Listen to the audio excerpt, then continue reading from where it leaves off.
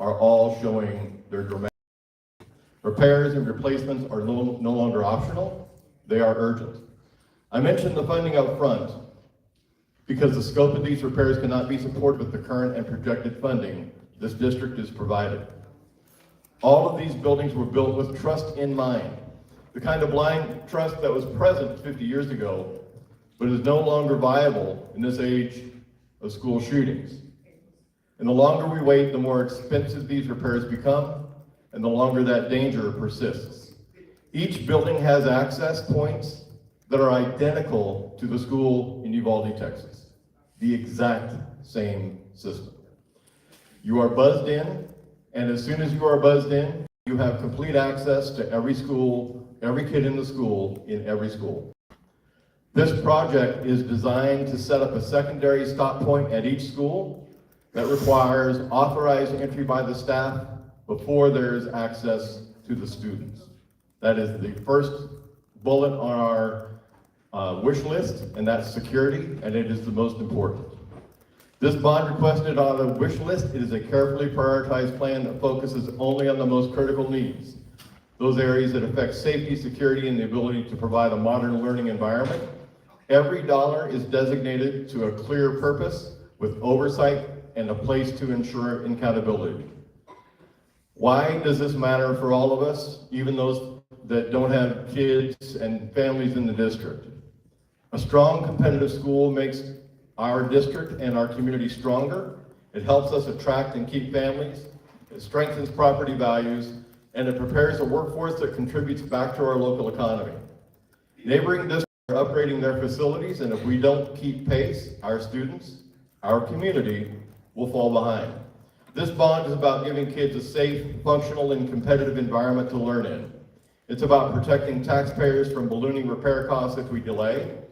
And it's about securing the kind of schools our community can be proud of. We have a very active Facebook page with tremendous content that should answer virtually any question that you might have. On the district website, we also have detailed plans of the improvements and a calculator that allows you to enter the property type that you have, the parameters of that property, acreage, value, those things, so you can see in real time what the potential impact is on your taxes on an annual basis and on a daily basis. I look forward to sharing more in the closing about how this investment will shape our future, but for now, I want to leave you with this thought. Every year we wait, the costs go up. The time to act is now. Thank you.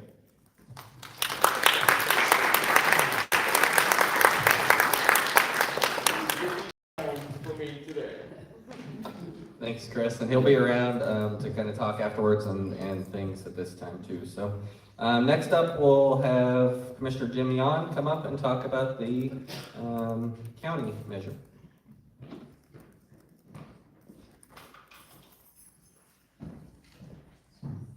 All right, thanks, Andrew. Good to see you all here. My name is Jim Yon, and I am a county commissioner. We have our other two county commissioners here, so afterwards, if you want to catch any one of us, so Mike Brownell, where are you? Oh, right there, and Jim Sanamaso, so they're up in the second row.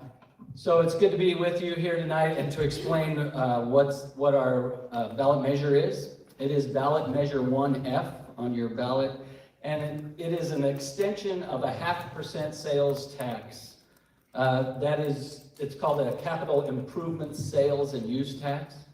And it's used, it was extended 5 years ago, and we anticipate, if it's passed, to extend it another 5 years is what we're asking for. And this tax has been used to maintain and operate and improve and remodel county-owned facilities. So that's directly what it goes for, and that's what it was asked for 5 years ago. But this evening, though, I'm coming to you, I was announced as a county commissioner. I'm on my own time, and I'm not coming to you in my capacity as a county commissioner. So I'm not going to be advocating for the ballot. I'm just going to give you some facts, and you can decide how you feel about that. So first, a little history about the taxes in Logan County that Logan County has asked for. In 1996, Logan County the voters passed a sales and use tax, 0.5%, and it's split between the general fund and the road and bridge fund. In 2000, Logan County came back to the voters and asked for an additional 0.5% sales tax, and that was for the construction of the Justice Center. It was initially set out for 20 years or when the Justice Center was paid off. And the Justice Center was paid off early. It was paid off in 2018. So the commissioners at the time had a resolution and a ballot measure that asked for an additional 5 years upon the 20 years, or to extend it, the full term, an additional 5 years to 2025.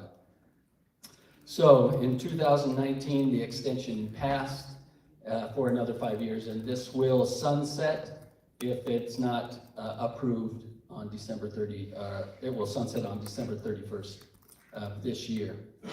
So the ballot measure is, in 2019, had specific buildings that it was used for, and that is the Justice Center, the courthouse and annex, the fairgrounds, stadium and event centers, the central services building, the landfill structures, the heritage center, and road and bridge shop facilities.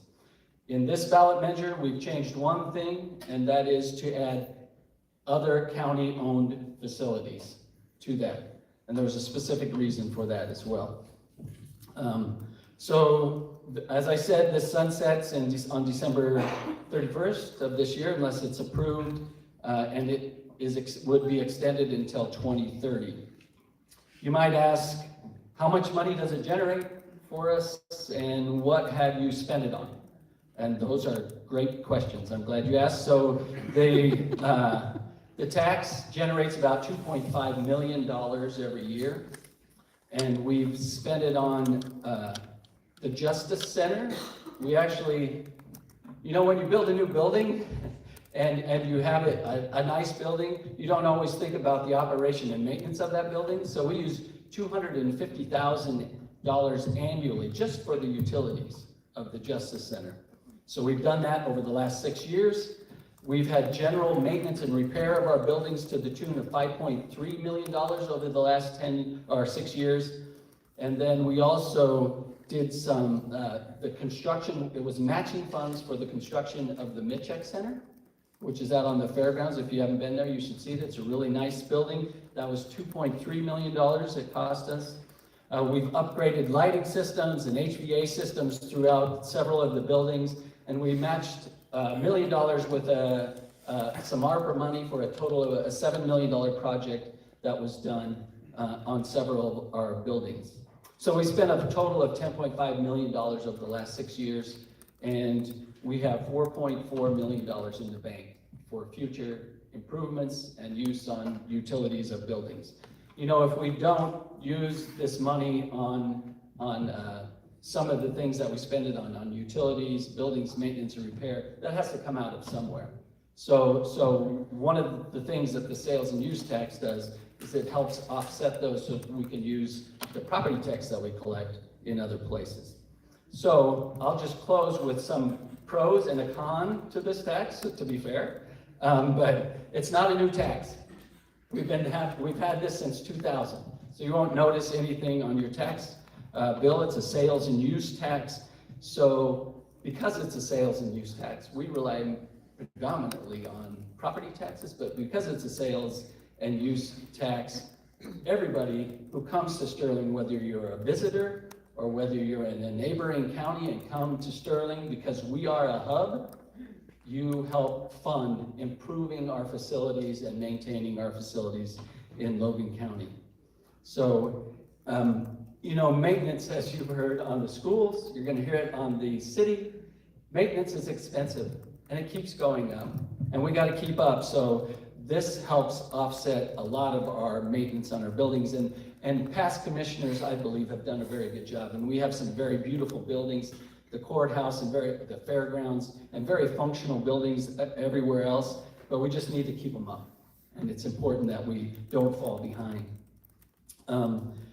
It stabilizes the property tax, so it adds a little additional funds to our regular property tax base, and it also helps with local jobs and contractors. We always try to do business with local entities if we can, so it keeps money local and it also keeps the decisions local. So the county commissioners get to decide, and we just did it for another 5 years, so if you don't think we're doing a good job, 5 years, if they ask you for it, say no. But I think the past commissioners have done a fairly good job, or actually a really good job. And my one con is it costs you 50 cents on every $100 you spend. So that's the con. It is a tax, but it goes to a lot of good things. So I'll just leave it at that, and if you have any questions, I'll be available, and so will my counterparts here after this, and I thank you for listening.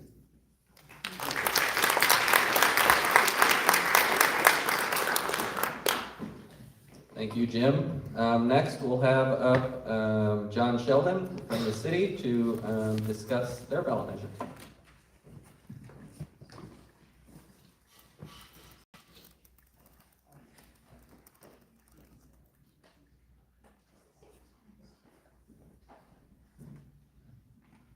Good evening, everyone. Can you hear me? Okay. First of all, I want to thank the Chamber for hosting the event, and I really appreciate everybody in the audience taking your time to learn more about what you will see when it comes time in November. I am the new city manager at the City of Sterling.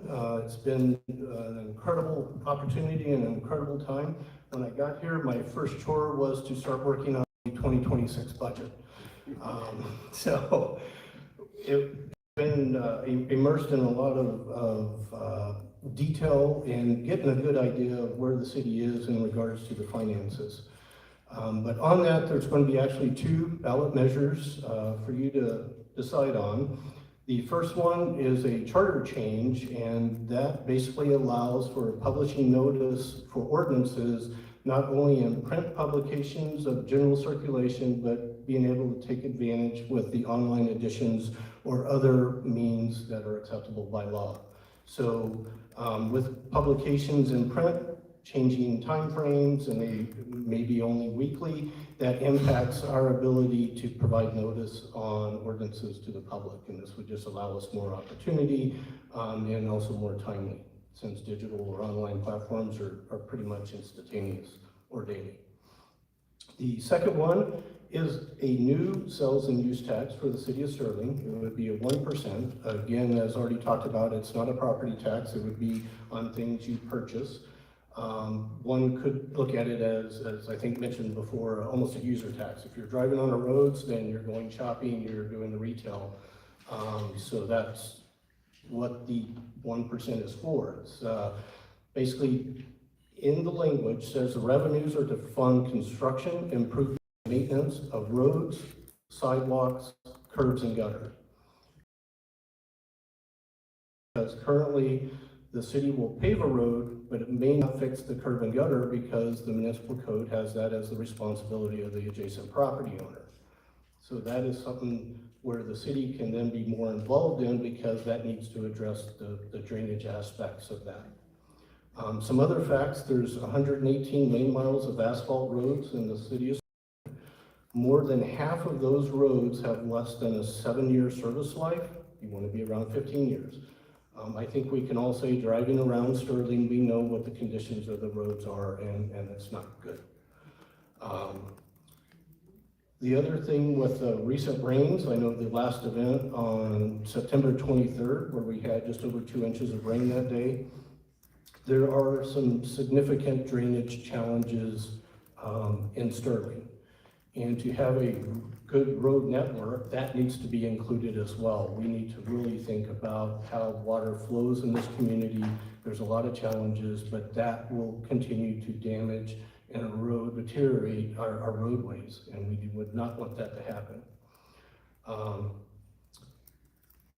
I did want to point out that in a quick research on the Department of Revenue website, when we look at home rule cities, the median sales tax rate is 3.75%. Sterling's current tax rate is 3%. It would go to 4%. So pretty much about where the median is for Colorado local governments. Funding, having the opportunity to do the 2026 budget. Currently, we're not in a sustainable pattern for road maintenance unless other hard decisions are made. To give you an example, for 2025, we had just over $1 million to apply towards road paving. In 2026, that number dropped to $435,000 with no funding stream in 2027. So unfortunately, we're going to be faced with trying to pave our roads or look at other services that we provide to the community and start making changes there. It's going to be a priority discussion for the community, the council, and for staff. So I think people touched on transparency and accountability. It's what if it passes? What's going to happen? Well, we would expect approximately $3.5 million, again, dedicated funding to roads, curb gutter, and sidewalk. The first thing, as I mentioned before, we would need to really do an assessment of the drainage within. We, again, want to make sure we can get the water going where it needs to go before we start paving roads. Because you don't want to pave a road and then you needed to change the grade or an elevation of the road a couple inches here or there. That's not good. We have to then also assure coordination with all the utility providers, including us, water, sewer, but power, anything underground, even Excel overhead that may be going underground, because again, no one wants to see a new road only months later to see it cut up again, and that will take time. But that's very important that there's coordination. We need to review other master plans that we have, or make sure we have a good idea. Do we have a bike lane master plan, so if we are repaving a road, we want to make sure they're wide enough and can accommodate bike lanes, or other things like that. We have a foundation for a pavement management program, but we would also need to make sure we have accurate assessment of the current conditions, also of curb, gutter, and sidewalk, and so that will take time, but with a good inventory and a good program, you're able to run strategies and analysis to make sure we're getting the best value out of that investment. Again, I had mentioned the city would need to look at our current code and see what changes need to be made there in regards to maintenance responsibility. And then you implement that just consistent with funding availability, the pavement strategies, and then the community needs. So it's an ongoing conversation. Again, being a dedicated sales tax, it would have its own fund, and so it would be independent in the budget, and so that information can be easily reported on. Again, I'll be available afterwards for any questions, and again, thank you very much for your time.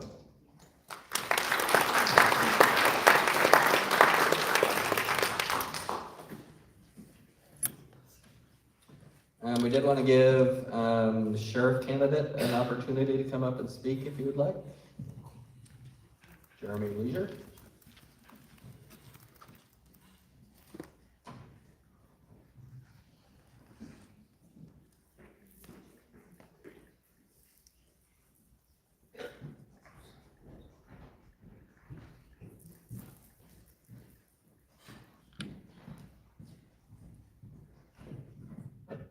I'll use this one if this one works. Those podiums make me look short. So just briefly tonight, I don't want to take too much of your time. There's a lot of things going on and a lot of pressing issues this year. My name is Jeremy Leisure. I'm running for Logan County Sheriff, but my election cycle is not until 2026, so next November. But I do want you guys to know who I am, put a name with a face here, and know that I'm excited over the next year to campaign and to earn all your guys' votes. So when it does come to November of 2026, vote for Leisure, and I appreciate your guys' time tonight. Thank you.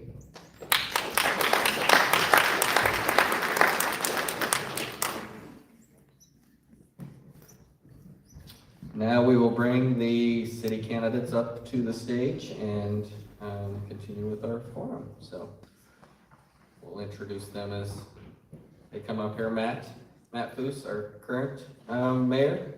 Come on up.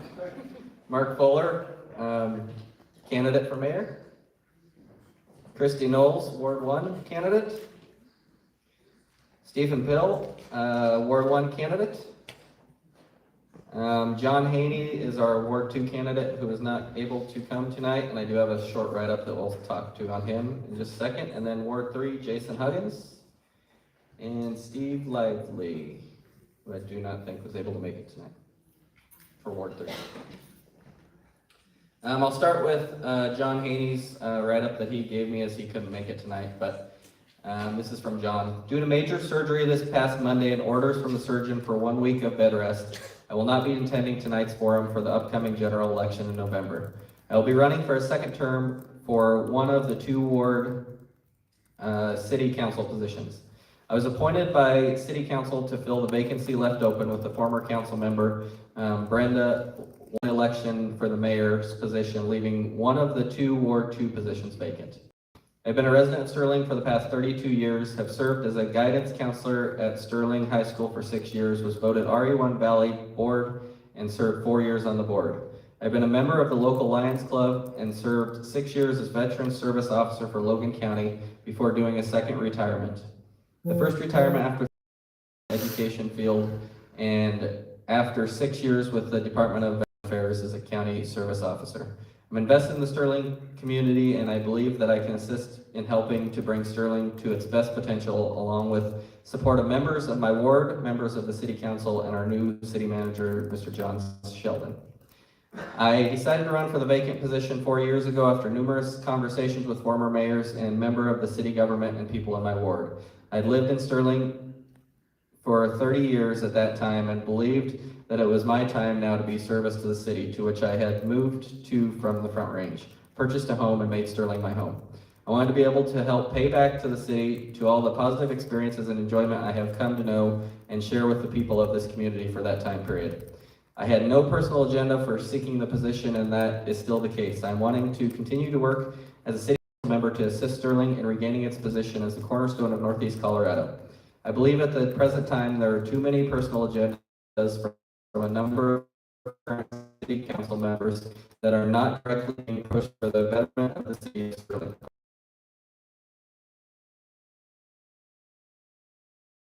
Since the other council members who share the same concern with me. I have been a quiet member of the city council for the most part of 4 years and only speaking out when I have good and solid knowledge of the issues at hand and that need to be dealt with. One of my favorite sayings from the teachings of American literature during my educational career is a quotation from Mark Twain. It is better to remain silent and thought a fool than to open one's mouth and remove all doubts. I am a much more confident city council member after having served the past 4 years and do have a solid understanding of government and how it works, even though at times, as we all believe, it moves too slowly. However, with proper information and genuine concern for the betterment of Sterling, our city council can adjust and make Sterling better. I honestly believe that I am one of those people who can help make that happen. I ask for your support as a member of Ward 2 to allow me to serve the city of Sterling to the best of my ability with the highest degree of professionalism. If I am reelected, I still will not have any personal agendas. My agenda will be to listen to the people of my ward and fight for what is best for our community. I thank all of you in attendance at tonight's forum and strongly encourage you to let your voices be known in the voting in the December election. Again, I apologize for not being able to be physically here with you tonight, and if you have specific questions, concerns you would like to discuss, please feel free to contact me. Again, thank you for your time. And that was from Ward 2 candidate John Haney. So the way we're going to work through this tonight is we've got all the candidates up here. We'll ask them each some questions, give each of them 2 minutes for responses. We have a timer down there, and we'll shut them off at 2 minutes. And then at the end, we'll give them 4 minutes for closing speeches. So,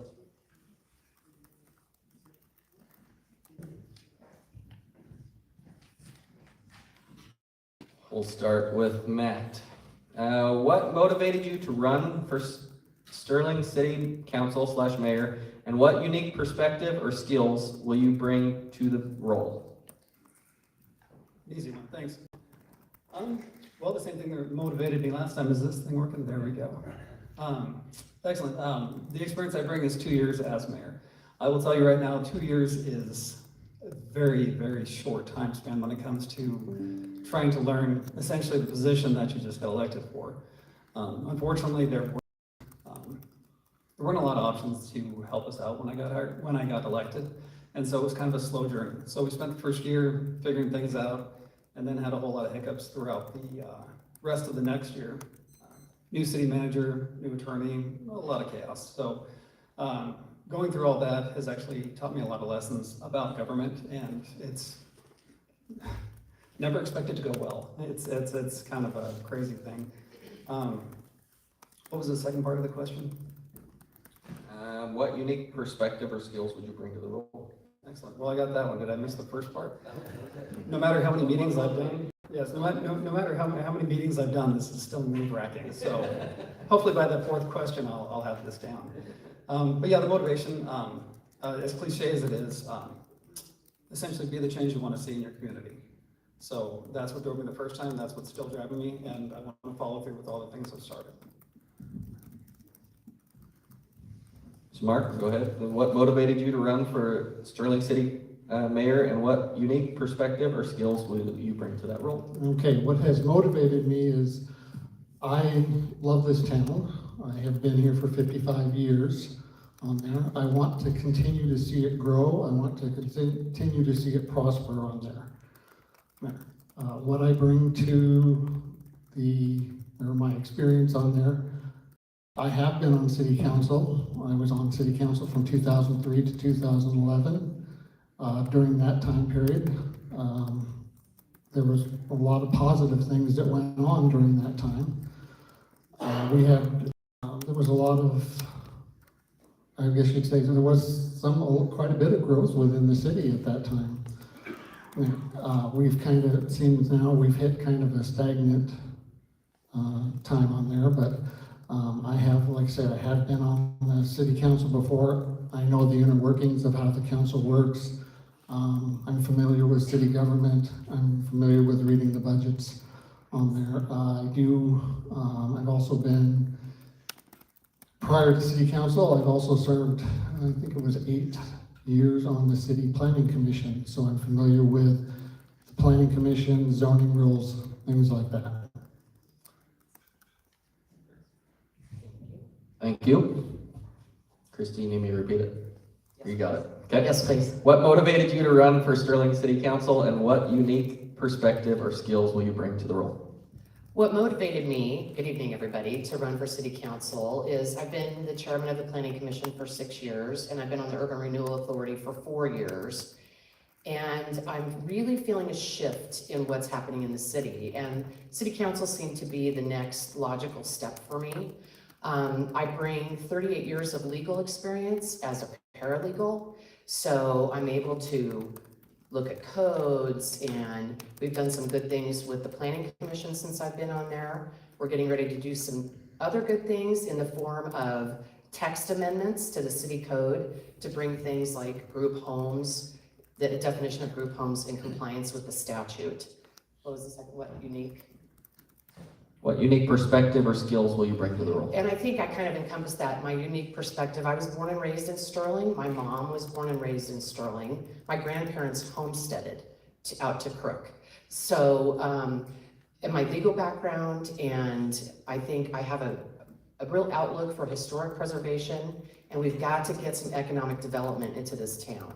If we don't get more economic development, we're not gonna raise our tax base. So I'm pretty good at working with people like Andrew on some commissions to actually get some things done. And I think that's about it. Thank you. Perfect, thank you. Stephen, want me to repeat it? Please. Okay. What motivated you to run for Sterling City Council, and what unique perspective or skills will you bring to the role? Well, what motivated me was several days or nights in my house, in my recliner. I sat back and pondered over my past career being in law enforcement, deputy sheriff for 15 years, Department of Corrections, 25 years. In that period, I've got a lot of training with crisis intervention, team building, and many other aspects of how to treat people, treat them like you'd like to be treated, to get the respect. I never had any issues with any inmates because I treated them fairly, consistently, and firmly. What I would bring to the council is I've lived here for all my life except for 3 years, which we lived in Hugo. And we moved here with my wife and twins and completed their education at Sterling schools. At the time, there was no mass shootings or any of that type of thing, but it was a good school system for them. But also, Hugo was a good system for them. I also have the time, since I'm now retired, I have the time devotional to be devoted to the job, and if so elected, I hope to make everybody happy, which is not possible. Thank you, sir.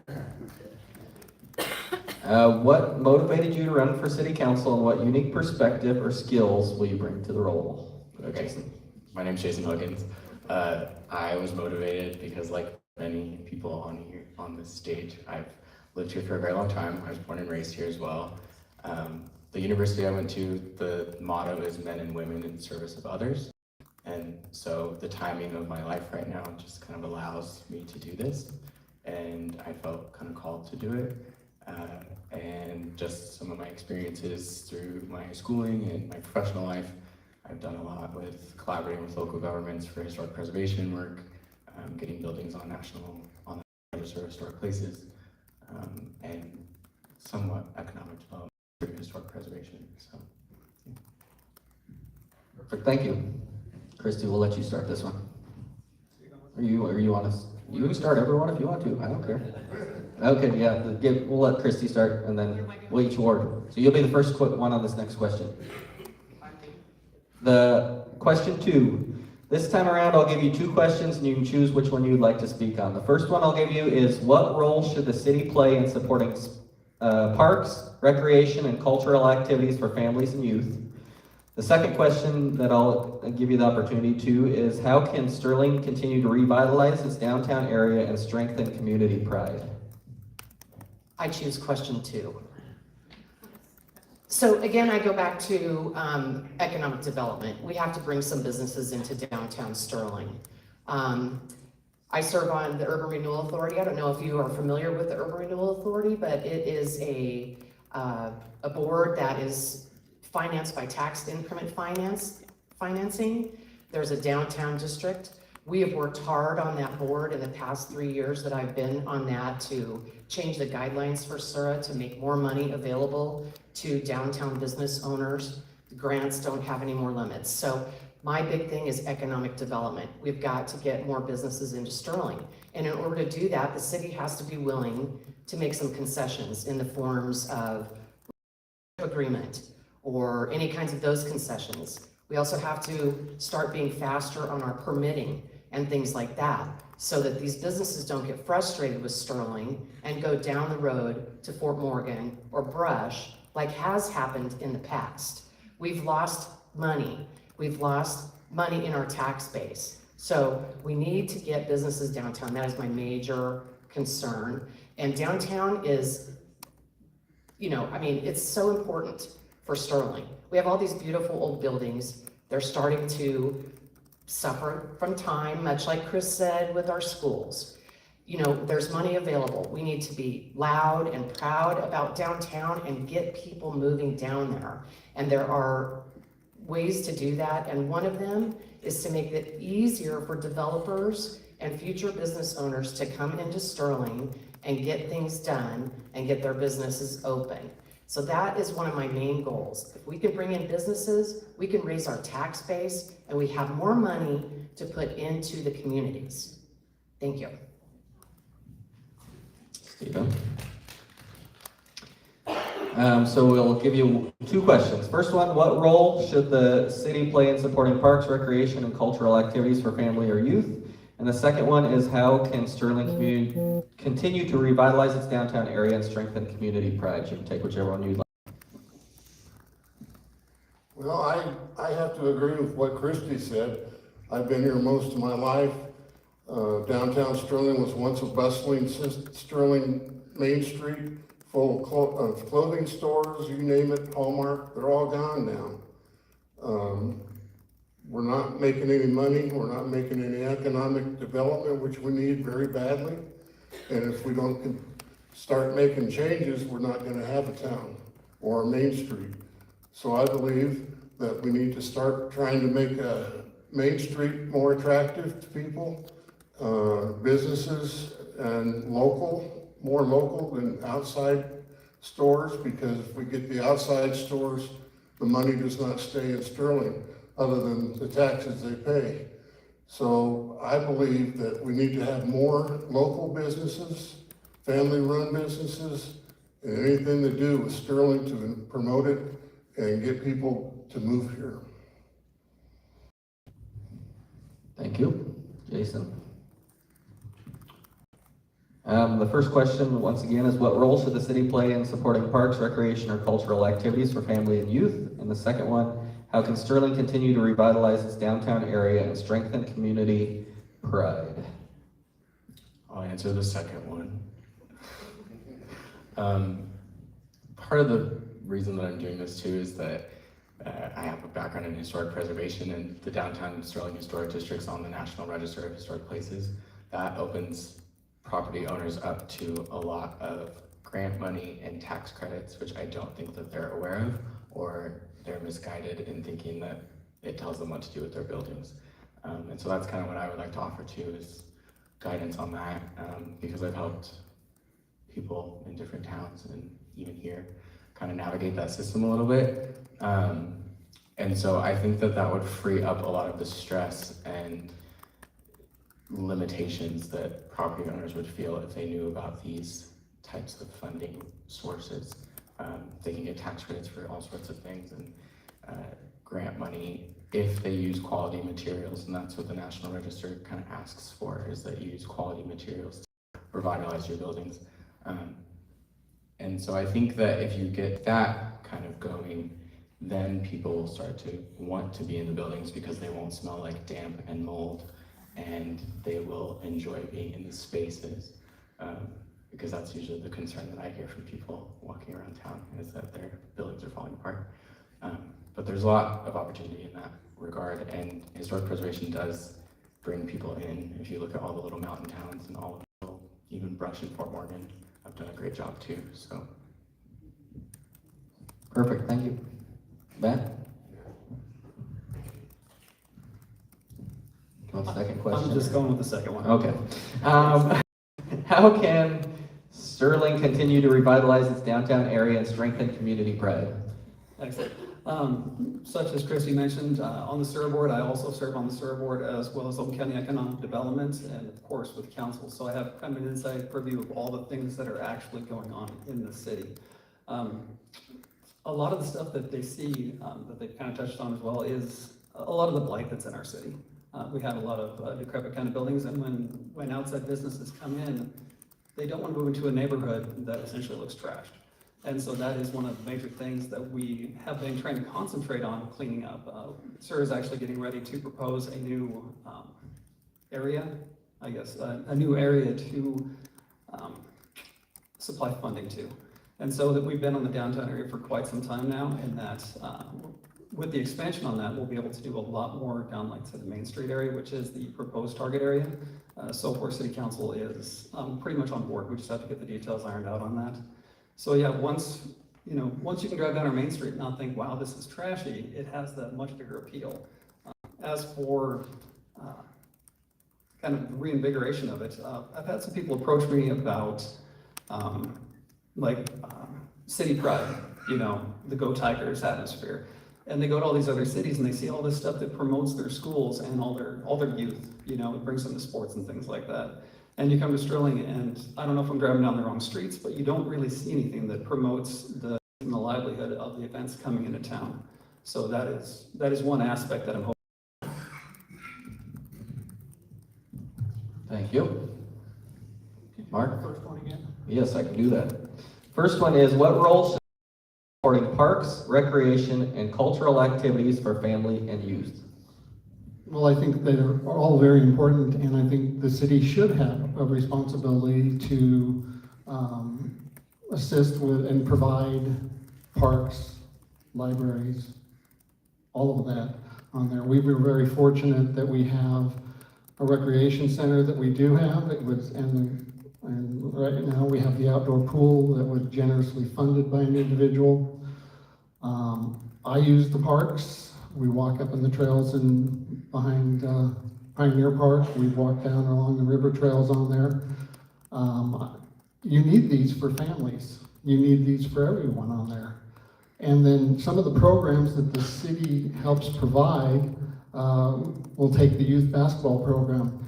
January and February, every Saturday, this town is packed with families from just not here, but from all over the area playing in the youth basketball leagues on there. That brings in money.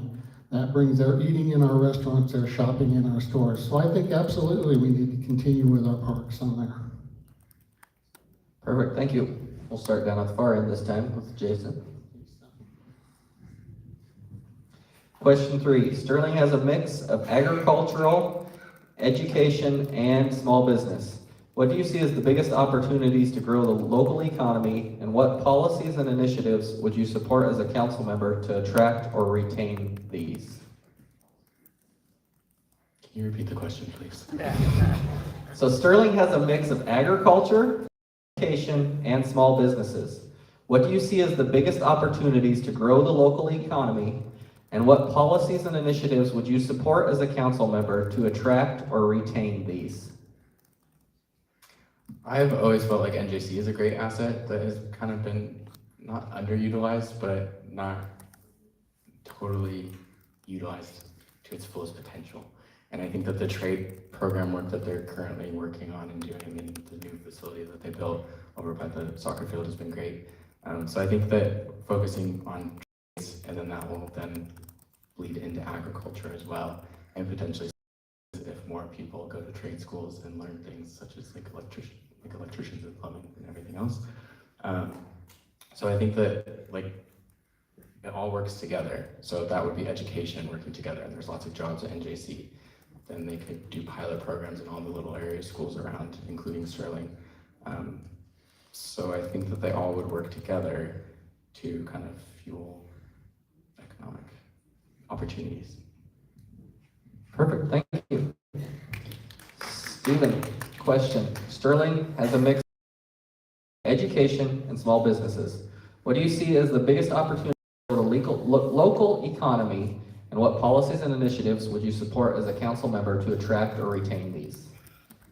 Well, from what I've seen in my time in Sterling growing up, agriculture was the biggest thing that kept this town going, as well as the smaller towns, which it's the only way they have the support. As a council member, I would support any policy that is use of common sense, morale, ethic, and legal to try to enhance businesses to stay here or come here. You know, it's got to grow, and being agricultural, it's going to grow if people support it. Perfect, thank you. Christy, Sterling has a mix of agriculture, education, and small businesses. What do you see as the biggest opportunities to grow the local economy, and what policies and initiatives would you support as a council member to attract or retain these? So that's a pretty complex question, Andrew. Did you come up with that? There's also other industries in Sterling, as we know. Oil and gas plays a big part in our community, but for agriculture, for all three of those things, again, I think I hit on economic development. If we don't bring in businesses, we're not going to bring in other businesses.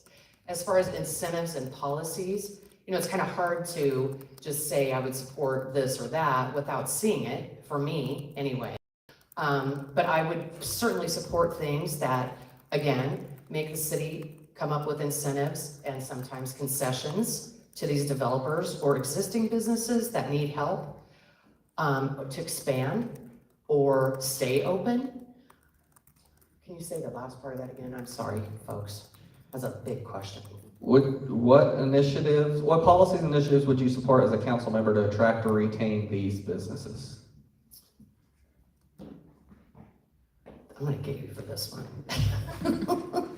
Yeah, it's a tough question to answer because, again, I think bringing businesses in, keeping them here. Another thing that, with our schools, when I graduated from Sterling High School in 1985, we had 210 in my graduating class. When we bring more businesses in and that will help with housing, to build more housing, working on our infrastructure. We've got to keep our infrastructure like Mr. Sheldon talked about. We've got to fix our roads. We can't support more businesses, and people don't want to move to Sterling and start businesses, open businesses, if their customers are going to have a front end alignment before they get home. So those kinds of policies, as far as investing in the community, we have to be willing to invest in the community, individually, as the city, as the county. I don't know if that answered that question or not. Perfect, thanks. Mark? Sterling has a mix of agriculture, education, and small business. What do you see as the biggest opportunities to grow the local economy, and what policies and initiatives would you support as a council or as mayor to attract or retain these? She's right, that is a hard question. It's all important. The agriculture, this is an agricultural community. It's, the lifeblood of the community is supported in the agriculture, not just what's growing out in the fields, but the businesses that are supporting it. Agriculture supports my business on there. And without, there isn't a lot of, you're not going to put something right in the city that's going to draw, you're not going to be putting in a major employer right within the city limits that we have right now. But we need to recruit anybody that wants to come to this town or into Logan County and help them to establish their business that they would like. The more, we need a variety of different jobs, not just in agriculture, not just in education, but we need a variety of jobs that pay quality and provide benefits on there. That's going to bring the people in. That's going to expand the housing. That's going to expand everything. It's going to expand our sales tax base on there. Policies, again, until you see what's coming in, you can't just say, well, we're going to give you this or we're going to give you that. But we do need to be open to discussions of how we can accommodate growth in this town. Perfect, thank you. Sterling has a mix of agriculture, education, and small business. What do you see as the biggest opportunities to grow the local economy, and what policies and initiatives would you support as a council member to attract or retain these?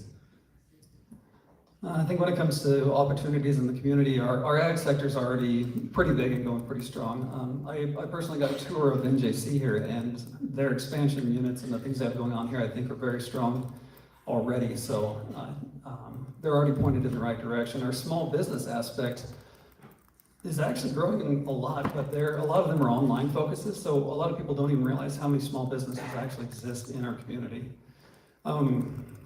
Policy-wise, the city has a policy, it's a TRIP policy, tax reimbursement incentive policy, that council and I, we've revamped it a couple of times to fit the needs of more businesses around town. Now, it can be somebody coming in, it can be existing businesses doing upgrades to their facilities, and it has a lot of avenues and a lot of opportunities, from the extremely small businesses to massive businesses.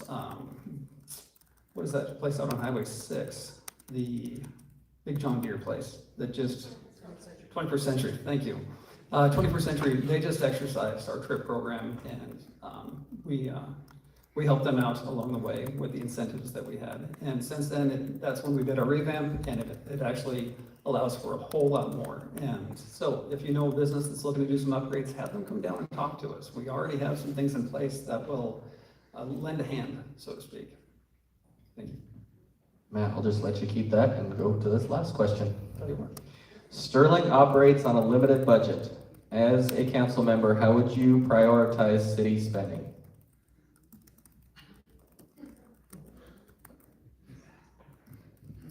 Kind of wishing we would have had them ask the questions now. That was the last forum.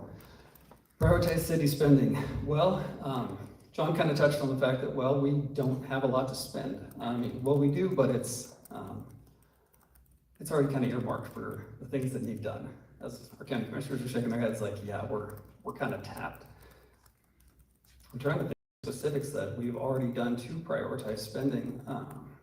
Really, it just comes down to collaboration with the city manager and all the heads of departments on rolling up your sleeves, cutting out all the nonsense, prioritizing the things that really have to be done, and just stop all the silly spending. Like we've wasted money in the past. A lot of people think that we waste money when they see projects going on out in the community. What they don't realize is the funding that we use for a lot of the beautification projects, that's not coming from your general fund.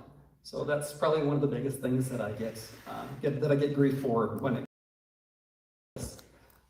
money we're throwing around. They don't understand that we can't use it the way that they want to.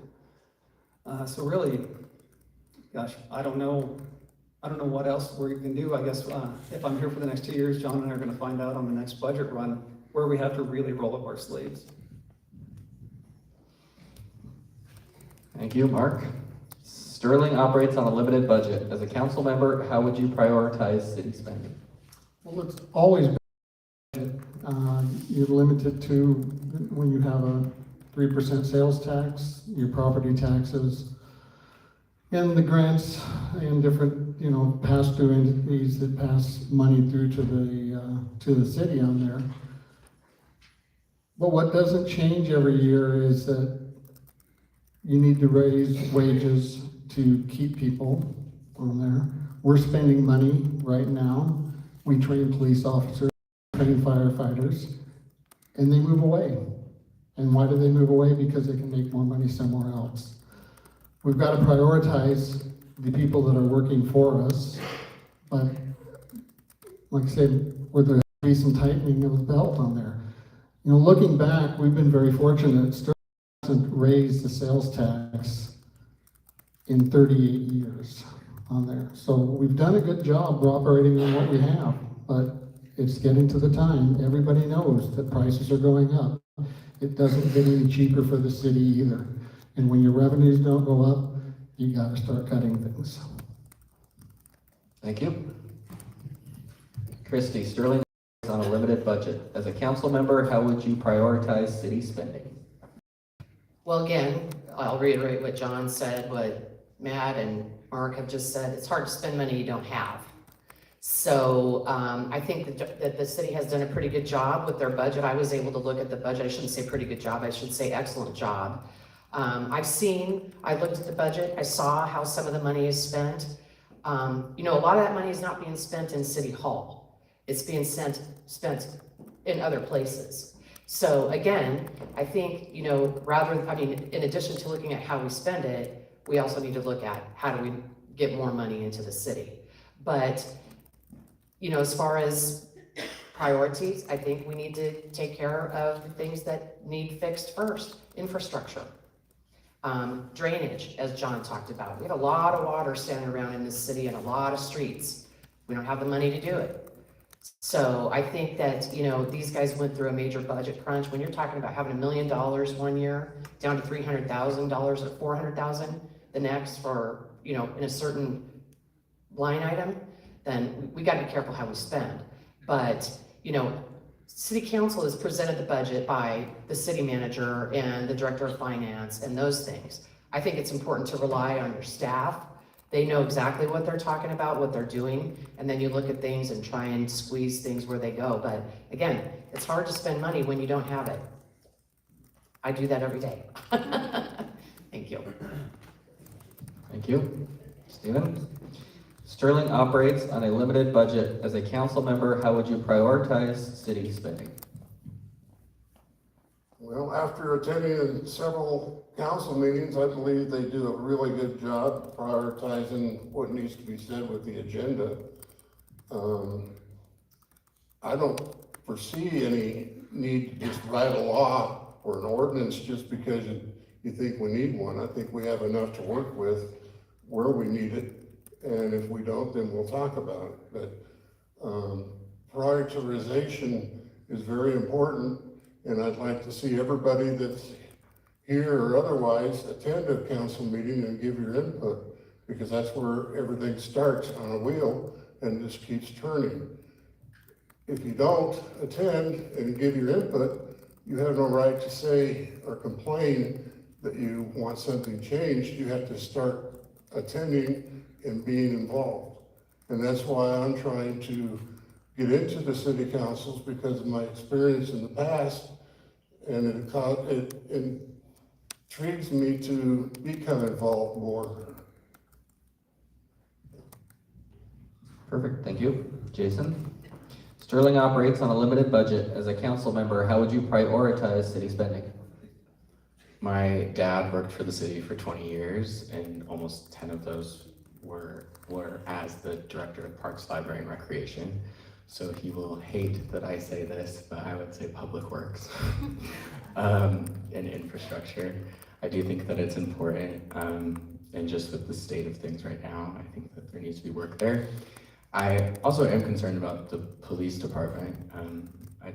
With the increase, it feels like in crime, I don't know statistically if there's an increase, but it just feels like there is. And just like hearing some stories about things, I am concerned about like police officer burnout and being stretched thin and not being able to do a lot. So those would be the two things that I would prioritize. Perfect, Jason, I'll just let you stay up and give your last 4 minutes closing. I have to get it because I did not recognize it. Perfect.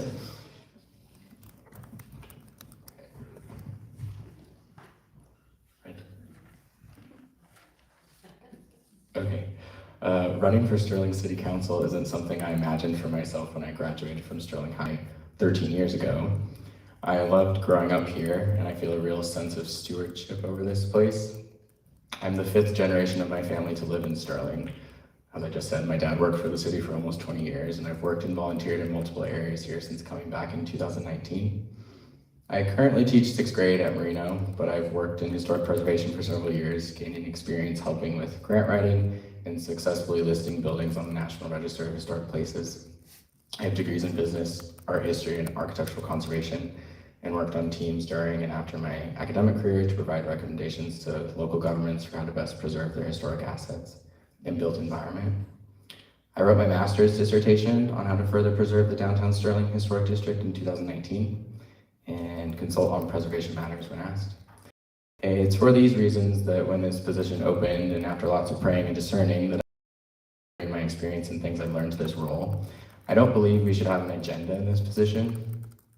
I'm not here to say I'm going to fix our roads, sidewalks, the water treatment facility, etc.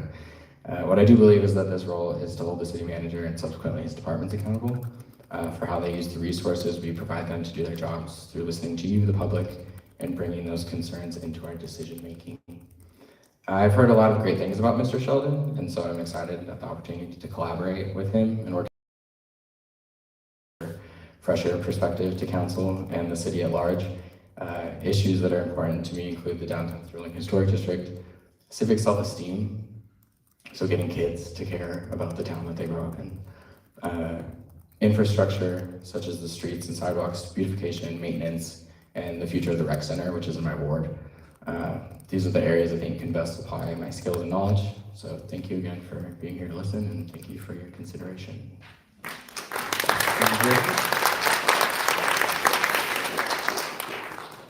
Stephen, go ahead. Well, to start out with, my career of law enforcement over 40 years, all but 3 of it has been here in Logan County or Sterling, along with 4.5 years with the volunteer fire department. Rode with the police department a lot of times when I was single. I'd work a shift at the old jail, and then I'd go out and ride another shift with the police department, state patrol, or whoever. A lot of that time I was trying to figure out what common sense meant. I asked an undersheriff at the time, he says, "You need to get more common sense." I said, "Okay, how do I do that?" "Through experience." "Well, how in the world do I get experience?" Well, through the years, I've learned all about common sense, and it's kept me and the department and the city out of trouble. But along with the city and the county, with the state, the training there was phenomenal. Crisis intervention, all kinds of classes that were available. It's teaching you how to handle the violent people versus how to handle a different situation that might come up, and applying your knowledge beforehand or current to the situation at hand. And I believe that that experience in life gives me the common sense and the knowledge to be a city council for Ward 1. Please vote.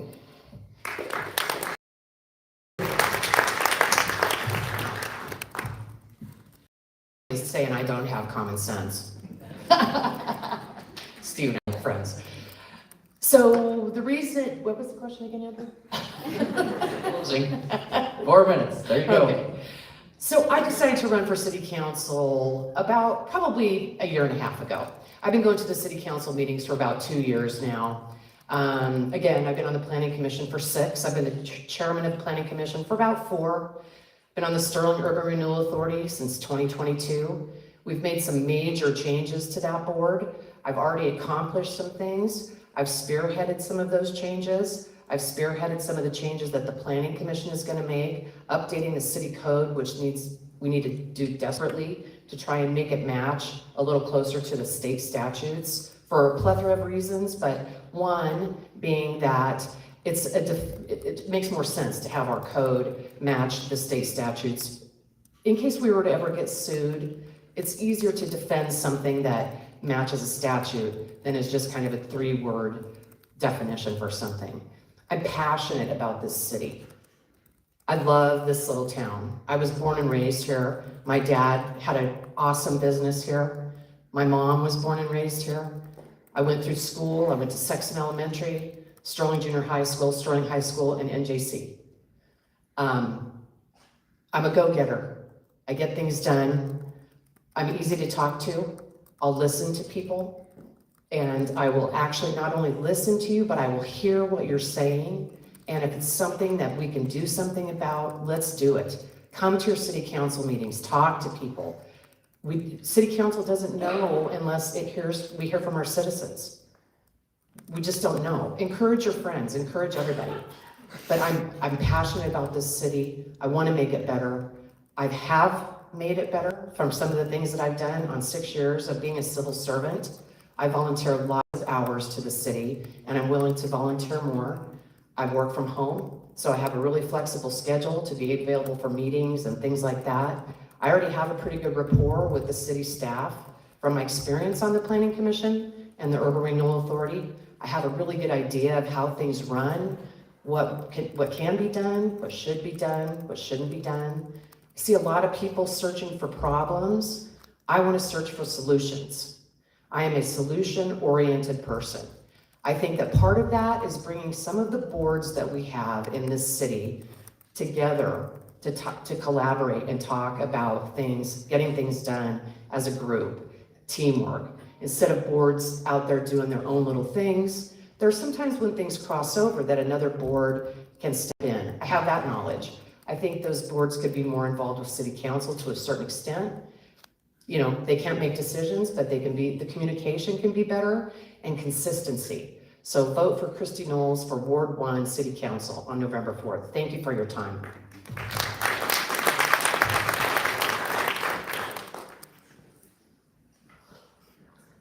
Unlike Christy, Steve, I was not born here, but I have lived here for 55 years on there. I have raised my family here. I've raised 4 kids here. Unfortunately, none of them live here anymore. It's not because they don't like the area, it's just that their careers have taken them elsewhere. I would love to have some of them live here on there. There are a couple of them that their jobs could be here. Not here. My passion is I want to see this town continue to grow and prosper. That's my only agenda on that. There is no simple way to say anything otherwise. I mean, that's the only reason I'm standing up here now on there. That's what I want to do. I want to continue to see this town grow. And in my opinion, in the last few years, it hasn't grown as much. And you're starting to see some of the, I don't want to say decay, but I walk around this town a lot, and the properties, people don't take care of their properties. People complain that code enforcement is out there doing this and doing that. In my opinion, code enforcement does need to do that. The appearance of your town is what draws people to it. And when there's, when it doesn't look as good as it could,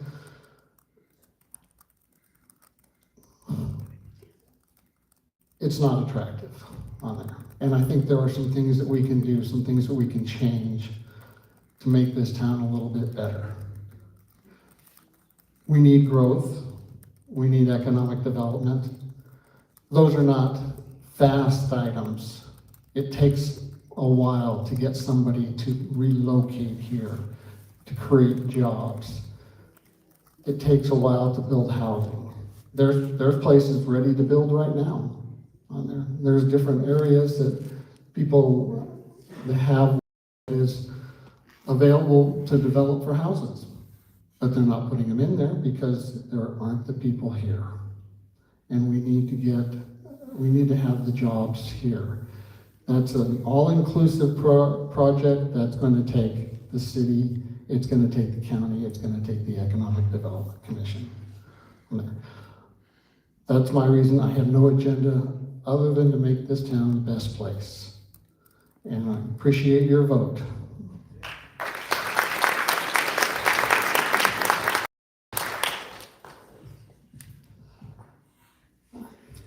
I was gonna go with the hometown advantage, but he kind of trumped me with the 55 years. I am born and raised here. My mother's actually here in the audience tonight cheering me on. 43 years in the community.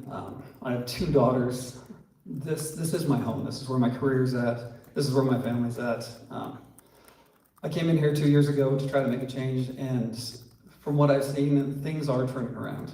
People may not see it because it's easier to see things from the inside looking out. And so I've seen some real positive changes. A lot of it is in leadership roles. The county commissioners, we have 2 new ones on from the time that I've just been here in a short while. We have a new city manager. Public Works in general is about to see an explosion in activity because we have a change in management there. That is exciting whether I'm involved or not. You're gonna see some really good things happen around this community because we have really good leadership in the places where it needs to be. I'm going to continue doing what I've been doing, bringing efficiency and common sense and reason to the position that I hold. I'm going to keep showing up where I need to show up, and if I'm not elected in, I will make sure that there is a smooth and productive transition of power over to Mark here to make sure that we can keep being, good stewards to the community. You'll notice when you talk to me in person, I will talk, but this microphone terrifies me. So I think I've said what I needed to say on that point. You can contact me literally at any point in time. You can call, you can text, you can snatch me in the grocery store. You can do it really with anybody. One of our council members is there in the back, Dean Haynes. He loves chatting with people, so make sure to snag him and drill him before he leaves. I will also be available here like anybody else if you want to pick my brain on any certain agenda that I may not have touched on up here. I'm more than happy to talk to anybody at any given time. I mean, even if it's just to see how you're doing for the day. So hopefully I get to keep bringing the progress that I've initiated in these last 2 years, and so I can carry out for the next 2. So thank you.